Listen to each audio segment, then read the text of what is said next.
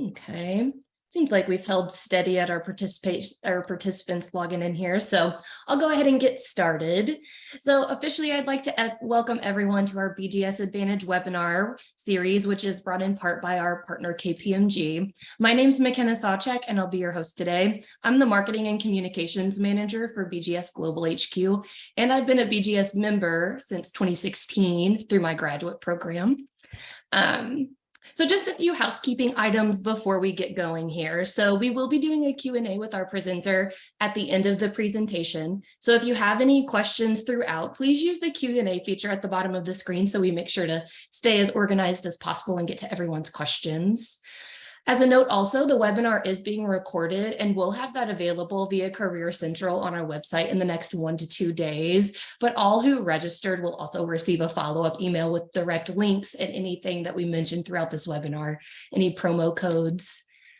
With all of that aside, it's my pleasure to introduce to you our presenter today, psychometrics expert, Dr. Katie Ricker-Pedley. In her role as Director of Global Higher Education at ETS, she's responsible for the oversight of the higher education research agenda, as well as supporting key research and knowledge translation between multiple areas of business.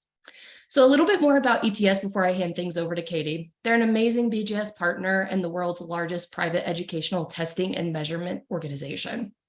They build research-based assessments, and each year they develop, administer, and score more than 50 million tests in more than 180 countries. As a BGS member, you have access to exclusive discounts on their test prep materials. And our great moderator, Matt, is going to drop that link in our chat so you can access those discount codes through our website. At this point, I'm going to turn things over to Katie to officially start. Okay, thanks, McKenna. Hi, everyone. I'm Katie Pedley. It's a real pleasure to be here with you today. Since everybody's disclosing their locations, I'm here just outside of Princeton, New Jersey. And I was telling McKenna and Matt that that's sort of halfway between New York and Philadelphia for people who aren't familiar with the area. And I noticed someone said that they were from St. Catharines, Ontario. I grew up in Sudbury, Ontario. So special hi to the Canadians in the audience. I'm really happy to be talking to you about this, this topic today. I think this is really an interesting topic. This is something, my particular research expertise is in assessment, and I spent a lot of time have spent a lot of time during my career thinking about ways to improve and make assessments better, work better, make sure that they're measuring what they're supposed to, ensuring quality of the assessments. This is expertise that I've developed over time working on a new assessment that we're developing around some of these skills we're going to be talking about today. But I think that based on what I've learned, I think this is something really interesting that you may find helpful in your own lives. So I'm excited to be talking to you today about this. So I'm going to be talking to you about key skills for success in business school and beyond, and you'll see how it fits in. You'll see how it fits in everyday life, as well as whatever aspirations you have as far as your further education and career go. So the assessment that we've started to build actually started from schools, and specifically business schools, who tend to be very progressive in the kinds of things that they want to measure in their students, thinking beyond cognitive skills. And we'll talk a little bit about what's cognitive skills and what's not cognitive skills. They're thinking beyond knowledge, the things that you generally need to be able to do when you're learning in business school, and just cognitive skills, to think about what students need to succeed in school, whether that's their current degree, in their career, and just in life. And then looking at what are the additional key skills beyond those, just that knowledge and cognitive skills they need to develop. And then what are the key skills needed for success in particular areas of study. So as you'll see as we get into this, not every field, not every discipline needs the same set of skills or the same degree or sophistication of the level of skills. So what are the key skills for a particular area that might be needed for whatever area of study that they're interested in. So these are kind of new things that schools are starting to think about. you can also think about these same skills once we've talked about them in terms of taking ownership of your own development. So if your school is not one of the schools that's thinking about these things currently, these are definitely things that you can start to take action on your own, and we'll talk through how to do that. But you can take an inventory of what are the key skills and orientations I already have, and what are the additional key skills that I could benefit from developing. So this is sort of, this is an honor society I'm talking to. Obviously, you guys are pretty great students.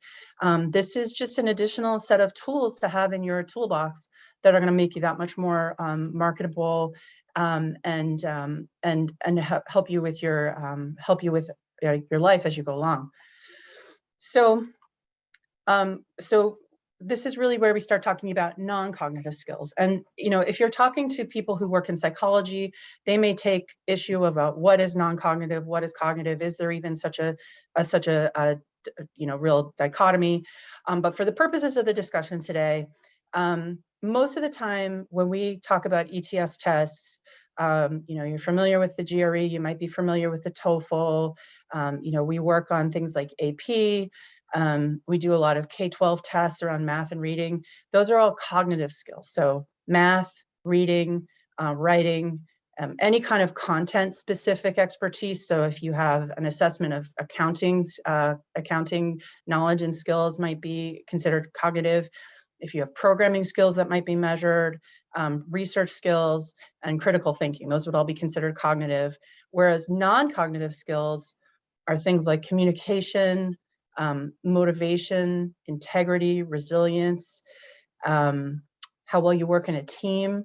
Those are all a different kind of skill, and those are the kinds of skills that we're going to be talking about today.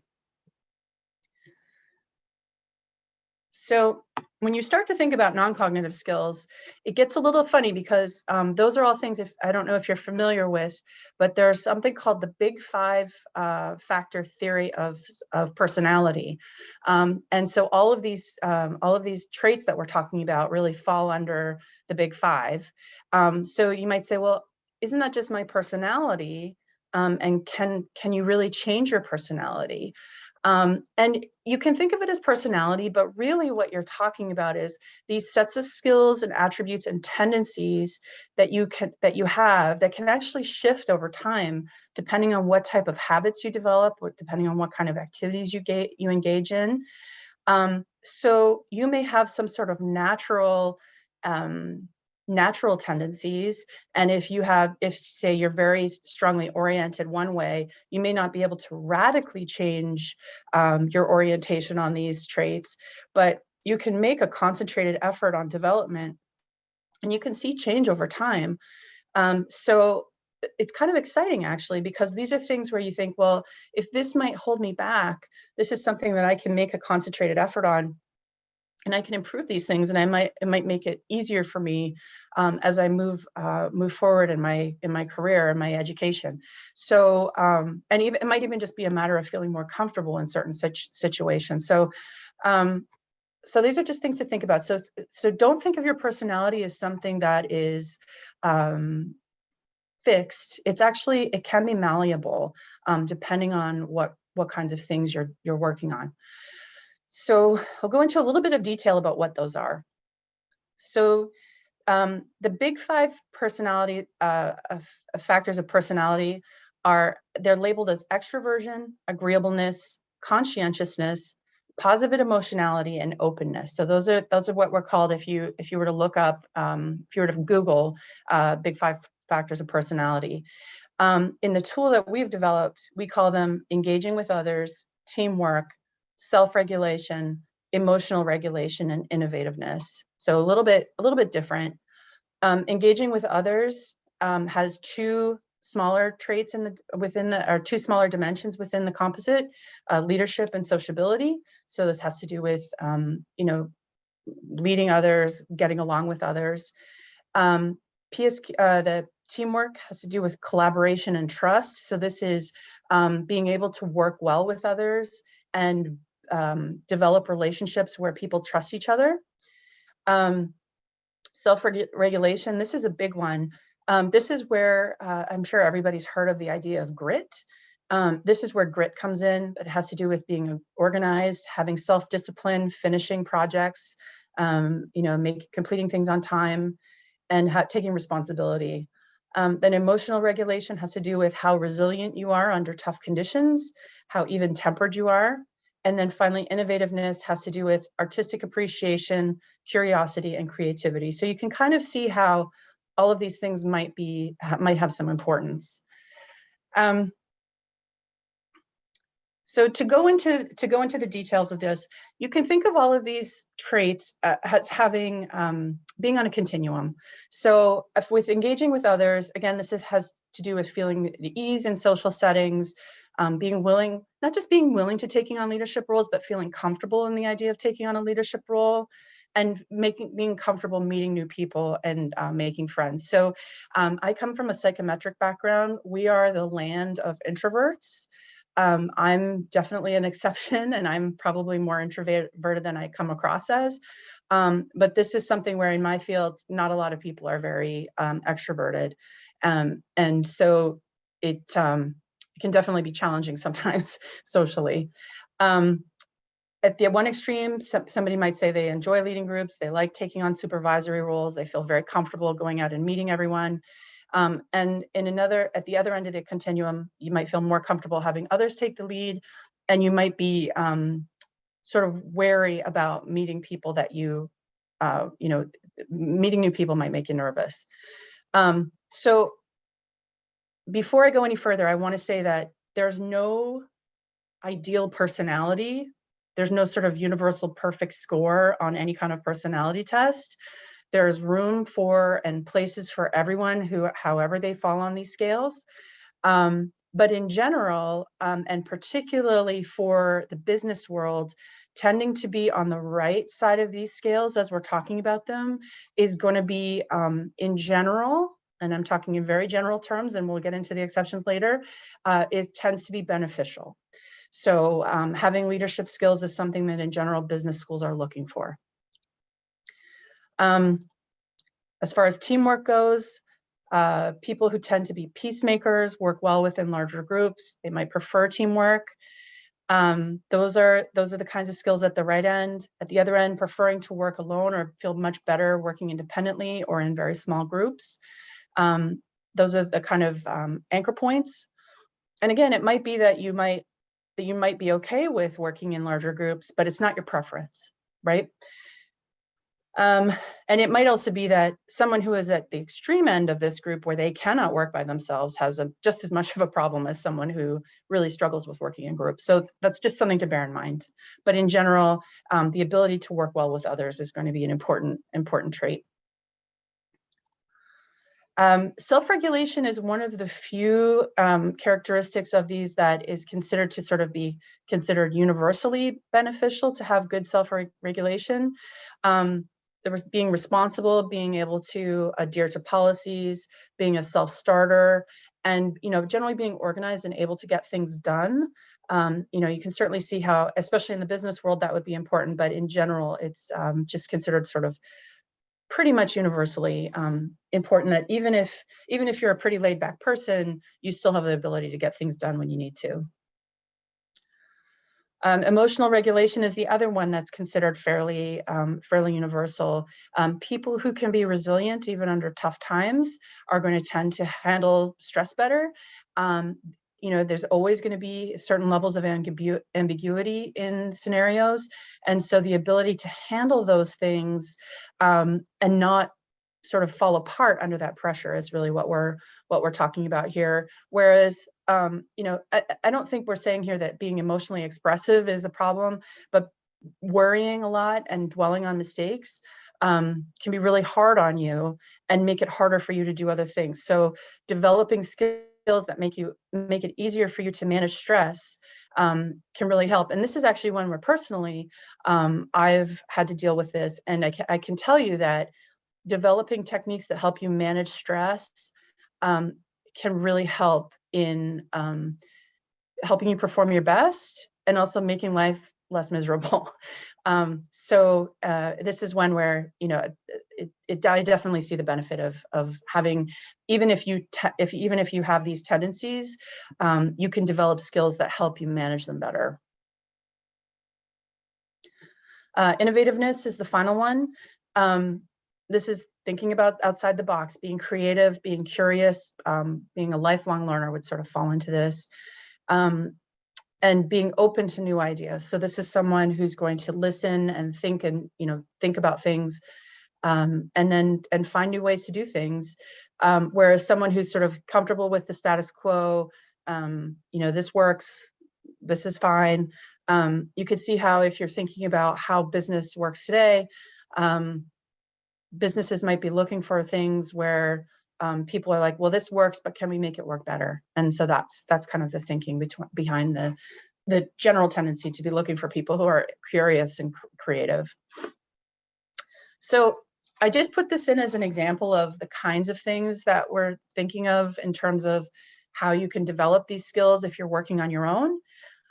Now, if you read through these, they don't seem like really big things. And I think that's kind of the most interesting thing about what I've learned about these different kinds of skills, is that sometimes it's really just a matter of starting small and making attempts to just sort of change and adapt your habits. So if you think about, if any of you are familiar with the work of James Clear on atomic habits, if you think about these small things that you can do, that as long as you do them consistently, then you can build on them. This is the kind of thinking that goes into this. So to develop being organized and completing assignments on time, start with small goals, have goals to work towards, committing to meeting your goals and owning the responsibility for your progress. I mean, these seems kind of obvious, but it's really a matter of just being purposeful about it and saying, I'm going to develop these new things. I'm going to be on time for my classes. I'm going to be on time for work. I'm going to set my goals. I'm going to stick to them. I'm going to keep thinking ahead and trying to identify where problems might come up for me, so that I'm not just always reacting to things that make it harder for me to stay on track. So being able to identify, it might be a problem for me if the weather's bad tomorrow, so I might need to leave a little bit more time. So now I'm going to get in the habit of checking the weather, right? These are all things that make you a little bit more organized. And these can be very personal. But if you start just doing these little things and doing them consistently, and they become a habit, then it just becomes easier and easier to cultivate these habits and then have more of an orientation towards the skills. So really, this real change just takes purposeful action and practice. It's just like any other skill. So if you were learning math, or if you were learning how to read, or learning a new language, you would need to practice. You would need to put some effort into it, and you would need to be consistent, right? So I'm going to keep doing these things daily until they become more natural to me. And that's sort of in theories of learning, that's what happens, is they become more and more natural until you don't have to think about them as much. And it goes from being something that you're doing consciously to something you do more unconsciously as you become more of an expert in doing them. And that just takes time. So, you're all in college still. You're still, very early in your careers. You have time to do these things, and that's really the best opportunity. Is now is the time to start thinking about these things. So now the next question is, if I'm thinking about these things, and you think, oh, do I need a personality transplant? Like, do I have to change? And the first thing that always happens when I talk about these skills with people is they say, well, you'll always find someone who says, well, I'm an introvert, but I'm also a CEO of a company. And you're saying that CEOs probably need to be extroverts. That's not what I'm saying. What I'm saying is that somebody who has more of an extroverted orientation and who feels more comfortable meeting and talking to people may find it easier and not have to struggle with that sort of barrier of having that sort of that tendency of feeling uncomfortable meeting people. So if you start to cultivate practicing meeting people and getting more used to it and feeling more comfortable with people, that can be helpful. And again, we're talking about all of these things excuse me, in terms of just dimension by dimension. And it's also possible that having, you know, you're not the most extroverted person, and it makes you very uncomfortable to be meeting new people, but you're also very resilient, and you have a lot of grit, and you're determined. And so that's what gets you through. So it's possible that these different traits can also compensate for each other, but that doesn't mean that developing that other skill won't make things easier for you. So you don't have to rely so much on your resilience or your grit. And people accomplish things many different ways, which is sort of saying the same thing. And if you say, well, I like who I am. Okay, so again, there's room for everyone. There is no perfect personality. These are just things to consider. This is really all just food for thought for you.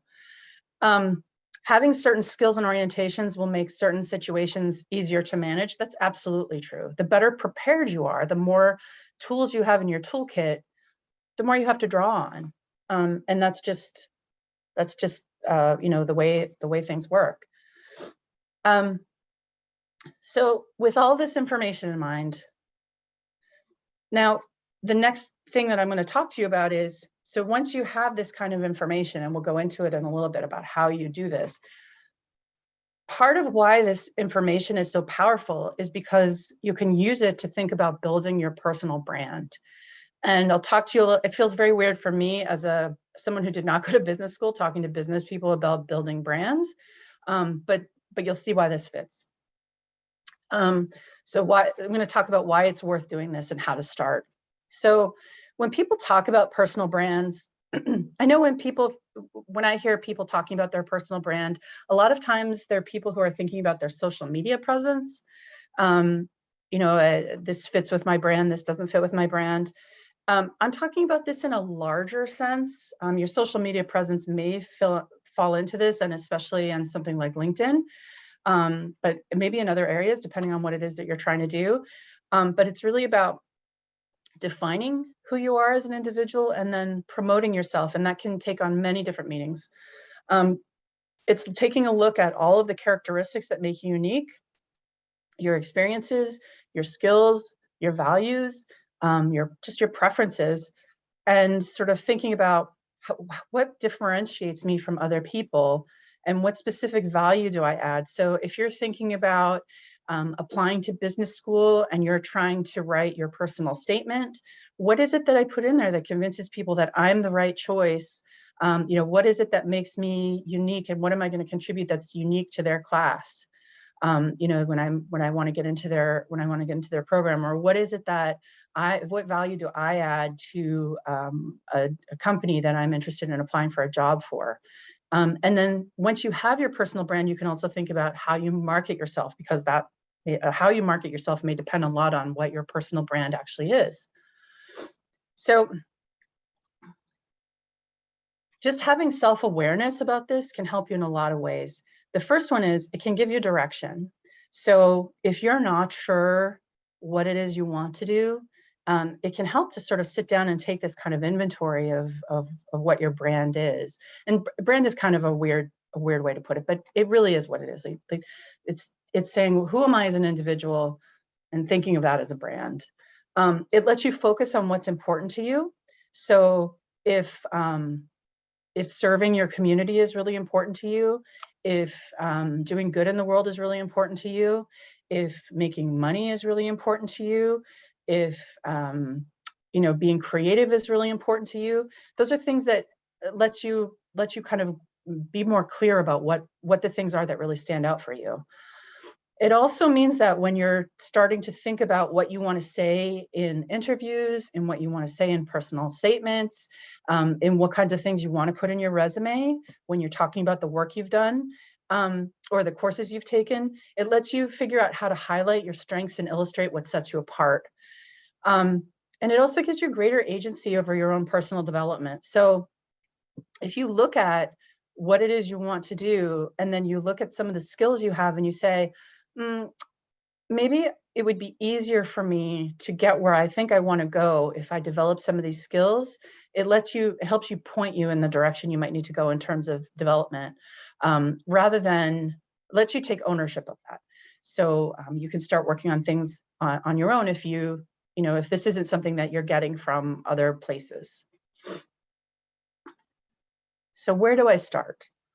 Well, the first place I would start if I were doing this, and this is actually something that as, someone who's 20 years into her career, I guess almost 25 years into my career, this is something that I think I should probably do every couple years because it's just sort of a time of self-reflection. You take a self-inventory. You know yourself better than anyone else does. Sit down and think about what your cognitive strengths are. And you probably know what those are because you get grades on these things all the time.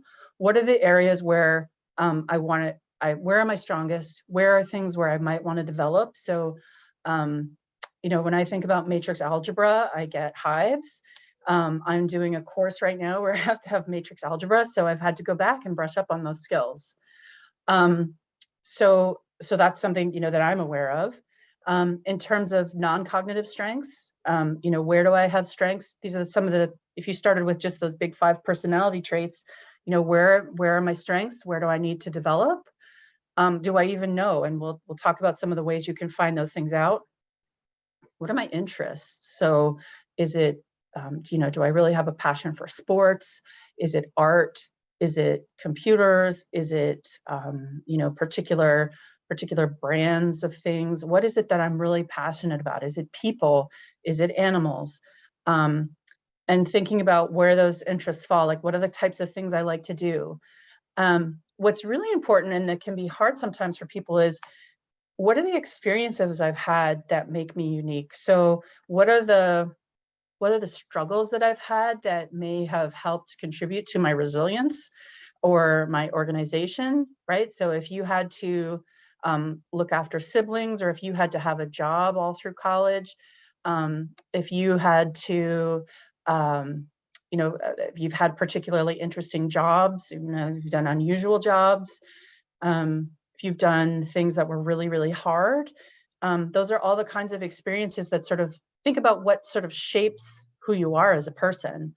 And then finally, you want to think about what the values are that are going to guide the work that you want to do and the way you want to live your life. So what is it that I value, and what is it that is most important to me to make sure that I'm upholding while I'm navigating the world. So the other thing you can do is, if you really feel stuck, I think it's actually just a good idea to do this anyway, because you may think that you have a pretty good idea of where you stand with all these things, but doing a 360 interview can be really enlightening.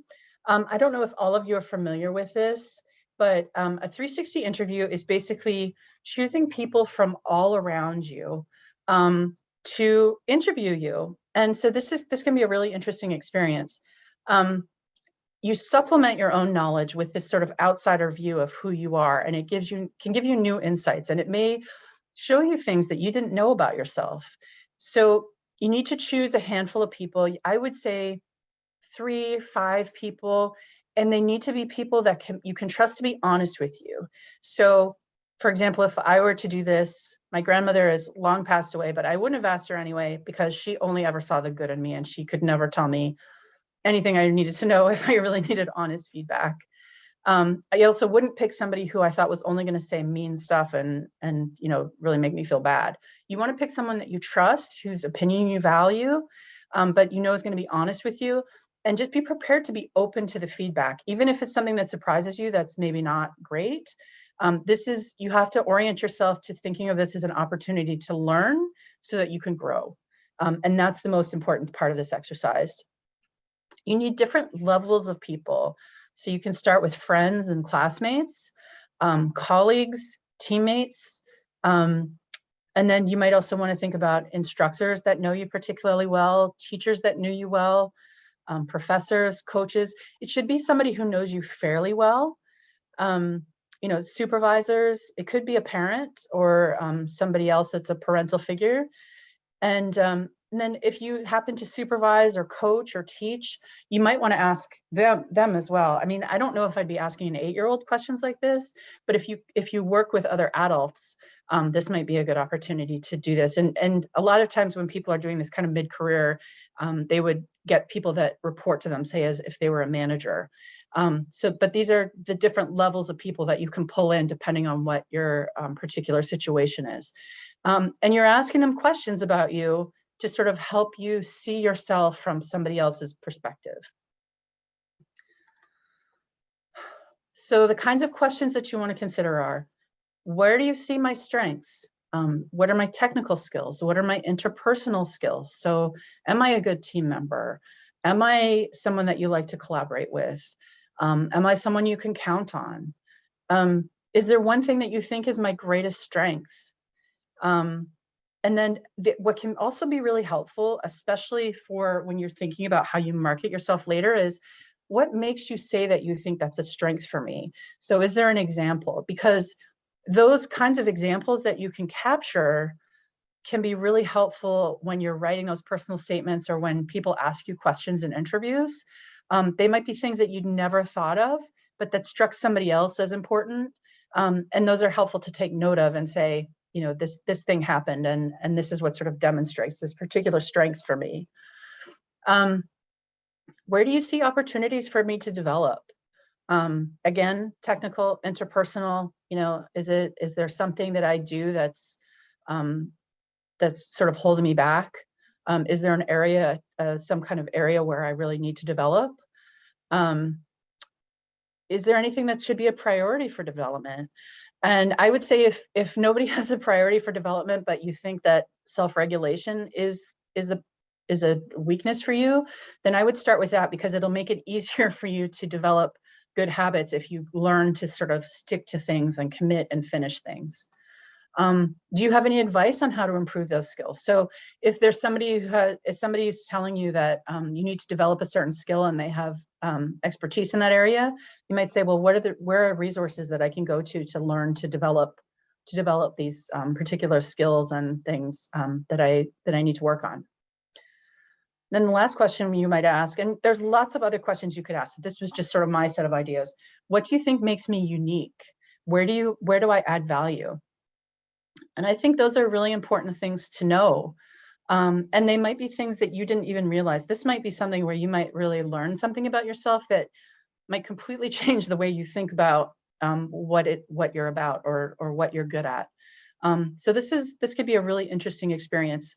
This is very typical of people who are going into executive training to do this kind of thing, because they're trying to make themselves a better person. And this is really just part of having a continuous improvement kind of plan for yourself.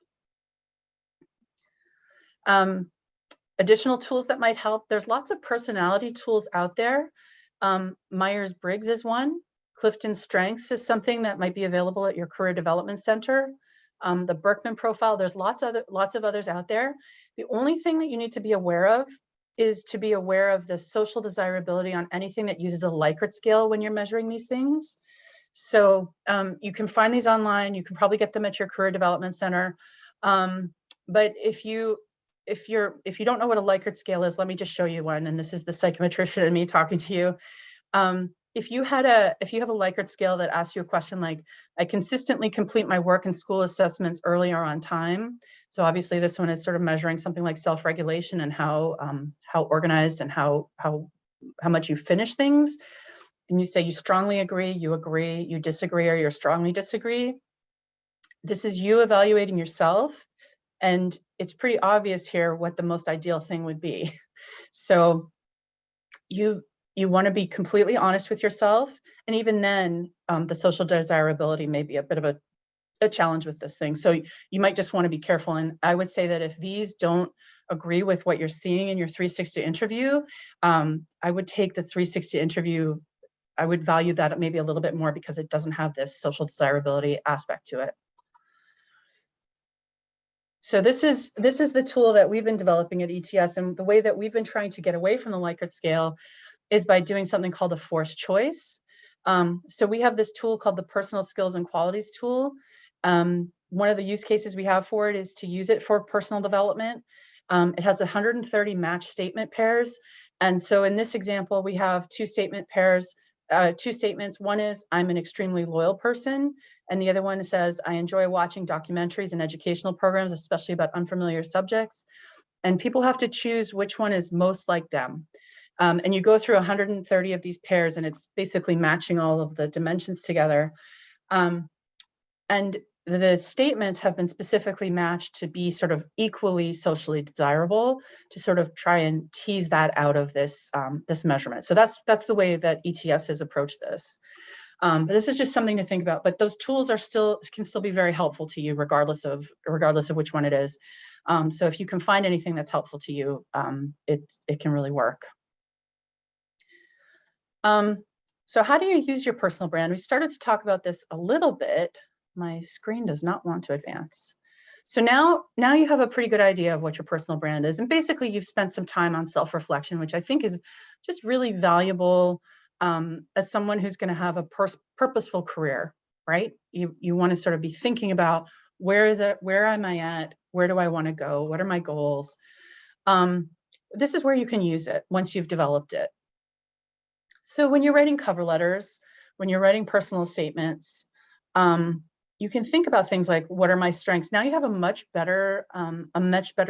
clearer idea of what your strengths are and how did I develop them? Because sometimes talking about the context in which you learn something can be helpful, right? If you have those examples that either you thought of or someone from your 360 interviews have come up with, this can be really helpful. I think identifying where you're working on developing your skills, why you're developing them, and how you're developing them, I think is really powerful, and it shows that you're a lifelong learner, which I think, you know, all of you in an honor society, you're committed to excellence, and I think that this is part of that, is really developing these things that you're working on. You can talk about what progress you've made. So even if you're starting from a very weak spot, self-awareness of strengths and weaknesses in itself is a strength. And so I think this is just all very helpful to you to talk about yourself in a really aware and clear way. It helps you talk about why I'm a good fit for whatever it is that you're looking to do, what makes you unique. You've got a lot more information about that. And what are the experiences, values, interests, and passions that make me who I am? So taking that time to sort of get these things clear in your head, I think is really helpful when you're trying to do this work. And, you know, if you're having to write a whole bunch of cover letters that you have to personalize to the context, or, you know, you have to write a different personal statement to each graduate school you're going to, these can kind of, having this information ahead of you, sort of like prep work that just makes all of that work easier for you as you go through. In interviews, you're going to have examples that help you highlight your strengths based on your experiences. It's going to demonstrate that you're self-reflective, which is a really important thing that people are looking for. You're aware of your strengths and your areas of need where you need to develop. You're taking ownership of your personal development, and you're committed to improvement. Self-reflection ahead of an interview also helps you feel more confident, because you have a better idea of how you're going to answer questions, and you're not going to feel as flat-footed when somebody asks you for examples of different things. So these are all just different ways that doing this kind of activity can be helpful to you. So then in terms of development and direction, so with what I know now, what direction do I want to go? Is it still the same way? So are there things that maybe somebody's pointed out, maybe a few people have pointed out a strength that you didn't know you had, and all of a sudden you think, well, geez, you know, you really need that strength in this field. Maybe that's something I should consider as well. So it may open up new things to you. Are there particular things that I should really be highlighting or marketing and making sure that I get out there in my message when I'm applying to schools or applying for jobs? What should I be developing? These are all things that you're going to learn. And then I would say, consider reevaluating every few years, you know, at the very least every 5 or so years, I would say, or maybe anytime you're sort of feeling like, oh, I'm not really sure where this is all going. I think doing this kind of activity can help you. So I've been really talking a lot. So I'm going to go now to open this up for discussion. I hope you have questions. I'd love to talk to you about this. This is, for me, this has been really fun to think about, and I hope you find this helpful. McKenna, do we have questions or? So I open it up to everybody to ask any questions, but we do have one that came through in the chat. So Okay. is the personal skills and qualities tool available for people to check out a little bit further? Not yet. So it's coming. It is a very interesting assessment. I've never thought about the Likert scale kind of being skewed, but you're totally right. And I love ETS's perspective. Yeah, I think what can happen is that people who maybe don't think very highly of themselves may tend to underestimate their skills, and people who have a lot more confidence may tend to overestimate their skills, and that just clouds everything, right? Like, oh, I'm not good at anything. So I think that's why you have to be careful with them, but also why that 360, especially with people who really support you, and who want the best for you and are willing to give you honest feedback. I think that's really helpful. Yeah. Definitely. I have a few icebreaker questions here to kind of get it going. I know that's what it takes sometimes. Yeah. So with the 365 interviewing, have you ever recommended recording and rewatching those? I know it can be a little uncomfortable but to watch your body language. I just had that thought. Yeah, I mean, it's generally going to be people you know pretty well. It might be helpful to, if you feel particularly like you're going to feel so self-conscious in the moment that you're not going to be able to take it all in, it might be helpful to record it. I mean, I don't know about the body language may be useful, but at the very least, recording it might help you catch things so that if somebody said something and you missed it because you were still kind of processing what they were saying. I think that's definitely advantageous. You just have to make sure that the other person feels comfortable with it too. Yeah, definitely. Mm-hmm. Another, I'll stop rambling. Got a question here. This is from the Q&A. So this member is saying, how can I build self-esteem, and which traits help to build that? Self-esteem. I would say self-esteem really had to do with feeling good about yourself. So I would think that even just going through this activity and identifying where your strengths are might help. But that's a tough one. That takes a lot of practice. I mean, I'm certainly not an expert in this, but I would say that certainly by starting, especially with people whose opinion you really respect, I think hearing from them about what they think you're good at could help. But I think that at a certain point you have to let yourself believe it, and I think that's part of the blocker people sometimes have with self-esteem. So I think that practicing identifying what you're good at and focusing on those things could help.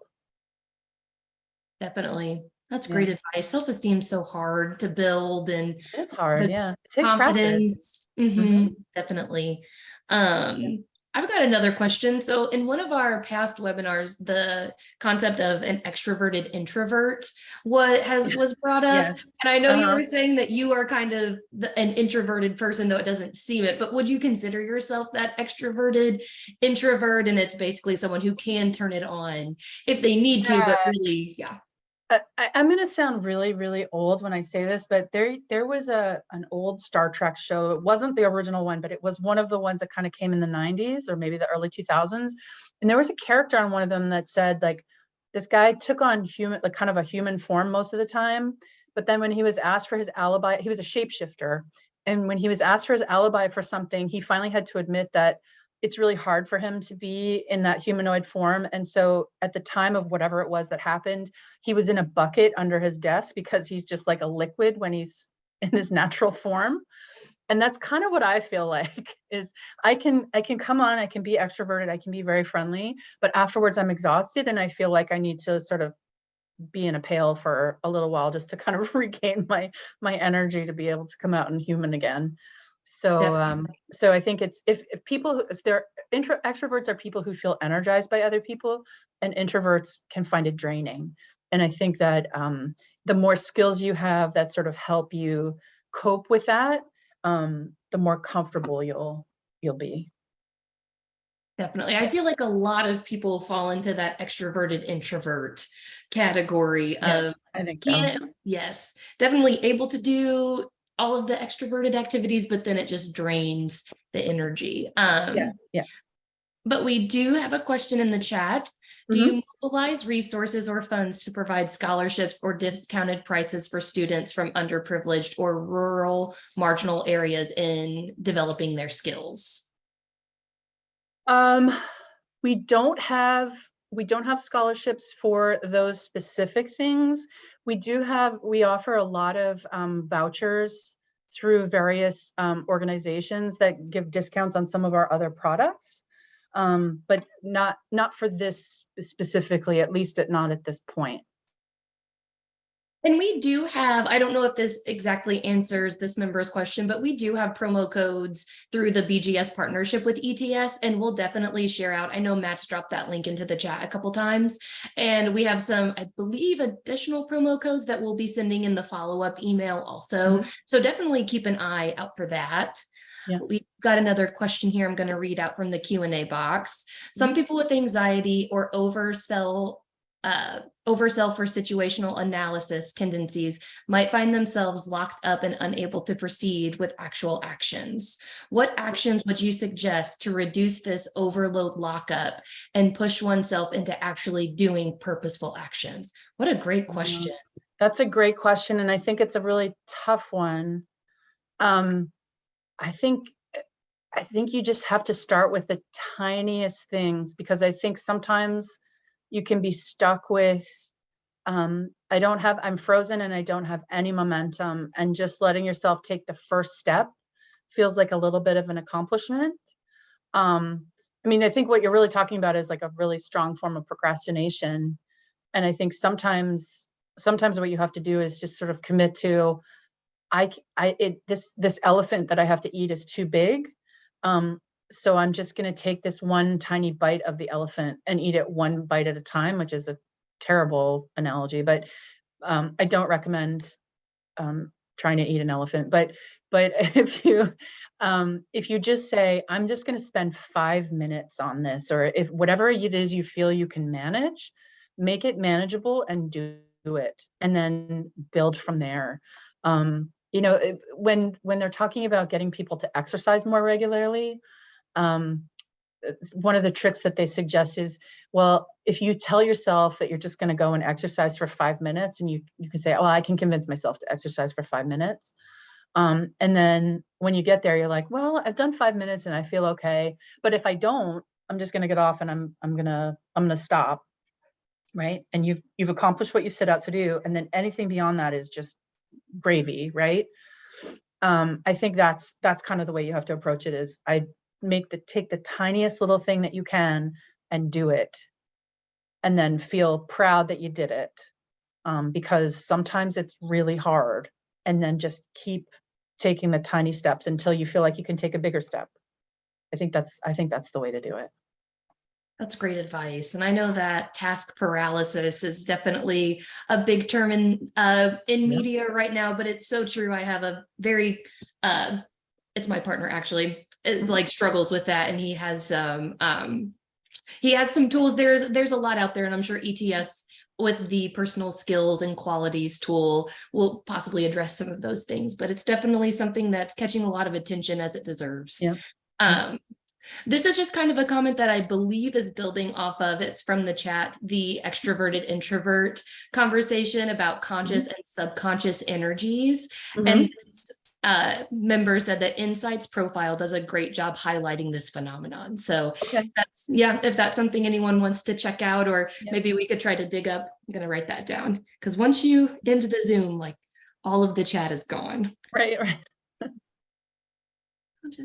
Well, any other questions here? I mean, this was such an interesting and educational webinar. Katie, I loved the topics, and I know we've still got some members on here, some participants. If you've got any other questions. I hope you find it useful. I think it takes a little bit of time and it's a little bit of effort, but it can also be fun. I mean, you know, you could, somebody's gonna tell you something that you're like, I didn't know that about myself, and that's interesting. You have to be open to it. You have to be willing to hear, you know, it sounds like some people will have a hard time accepting good things. So other people will struggle hearing bad things. Just leave yourself open to it because you've chosen people that you trust. I think that's the key. Mhm. Definitely. So we do have another question that just came through. How would you suggest finding a path to take when at crossroads between a personal reflection that leads one way, but the future for opportunities leads to another? Oh gosh. I think you have to trust yourself. I think you know yourself better than anyone. If you spend a little bit of time thinking about these things, I think you'll, you know, talk to people you trust, but ultimately trust yourself. And also know that most things are not permanent, right? Like if you decide to go down one path and you go, no, this is not the right thing. I mean, I started off wanting to be a phys ed teacher. I have a doctorate. I started a doctorate in another program and said, oh, I cannot study this. I do not have the stomach to study this for, you know, the next 5 years. And I still, you know, I live a happy and productive life, even though I had these little false starts, right? This is how people's careers work. So I think don't worry so much about making the perfect choice. Just make the choice that feels right. And then you can always, there's very few things that you can't recover from. Definitely. I hope I'm not giving too much like advice here as just the moderator host, but I've heard that with a very similar situation of having lots of directions you can take things of choose one and make that the right choice. Like put your all into that direction. Sure, And sure, especially sure. when it's, yeah, just Yeah, something I've tried to yeah, incorporate in my own thinking. yeah. I mean, my guess is that many people who attend and who are members probably have a lot of options because they're, you know, they're high performers, right? They're doing very well in their programs. So they might have more choices and you may feel that kind of decision paralysis, like all of these things look good, which is the right one. Um, I think you think, well, you could be good at any of them and it'll just be an adventure. Mhm, definitely. Well, it right as I am every time about to get some more. But that's great. We've still got a couple minutes here, so Yep. it's perfect. Mhm. This member is saying that they take people's comments to heart. I know they do not mean to hurt my feelings, and I know they have the best intentions to help. But is there anything you can suggest to help their comments feel more objective? Ooh, that's a tough one. Mm, Um, as someone who's really sensitive about stuff myself, I think this is actually getting feedback that's tough actually takes practice. Um, I was not great at it, and I think I'm getting better, but I think I the way you have to approach it is that if you know that someone's saying something with love, it may just or at least with, you know, with caring and compassion, you just kind of have to let it sit with you and sort of say, this is just an observation, this is just a piece of information. Um, and it may take some time for it to feel okay. I know I recently had an experience where I got personal feedback within a family relationship where um, I got feedback from somebody that was really painful, and I had a really hard time, and I had to sit with it for a long time before it kind of felt like, okay, they told me that because they need me to know that, and I care about this person. So I want to, rather than just sort of saying, oh, that was just painful. And like, I let myself have the opportunity to take from it what I needed to be better. So I think that's the way you really have to try and focus on it is this is a learning opportunity. And it may be a learning opportunity in many ways, or it may be a learning opportunity to get better at getting feedback. And it may also be an opportunity, it's probably also an opportunity to learn about whatever it is that they're trying to tell you. Um, so it's hard though. I think you just have to acknowledge that it's hard and it may stink, and you just have to kind of have to get through it. But good luck. That's a tough one. Yes, a lot of very introspective and insightful questions coming Yes, through with thoughtful this session. questions. And Matt Armad has dropped Katie's LinkedIn connection URL in Yep. the chat a few times, but we'll also include it in our follow-up email to be sure that these conversations can continue, and so you can get in touch with Katie, especially for when ETS drops that PSQ tool. It'll be Yep. very interesting. And Mhm. I will end on another very enlightened comment coming through. No plan survives first contact with the enemy. I thought that was very good. And there was more to it, but I just closed out. But Okay. I just thought that kind of wrapped it up nicely to Mhm. what Yeah.